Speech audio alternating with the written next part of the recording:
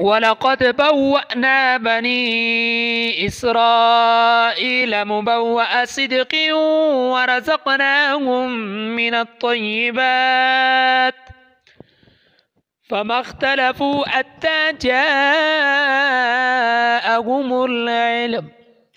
إلا ربك يقضي بينهم يوم القيامة فيما كانوا فيه يختلفون.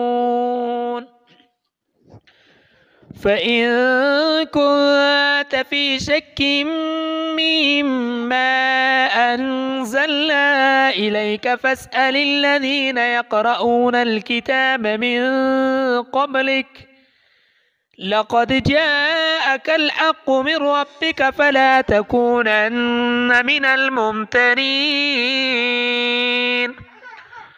ولا تكونن من الذين كذبوا بآيات الله فتكون من الخاسرين. إن الذين حقت عليهم كلمة ربك لا يؤمنون ولو جاءتهم كل آية حتى يروا العذاب الأليم فلولا كانت قرية آمنت فنفعها إيمانها إلا قوم يونس لما آمنوا كشفنا عنهم عذاب الخزي في الحياة الدنيا ومتعناهم إلى حين ولو شاء ربك لآمن من في الأرض كلهم جميعا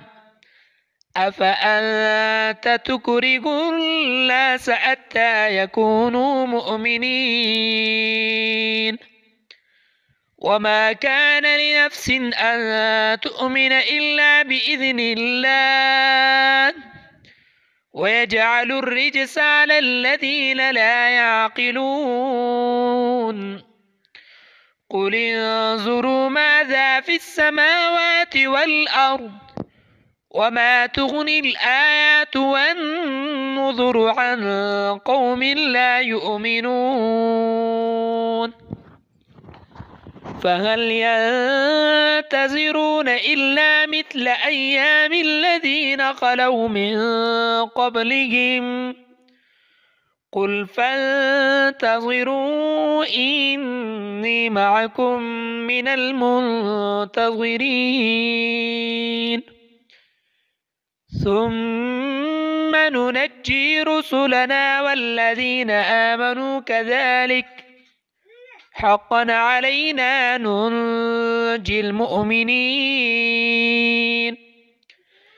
قل يا أيها الناس إن كنتم في شك من ديني فلا أعبد الذين تعبدون من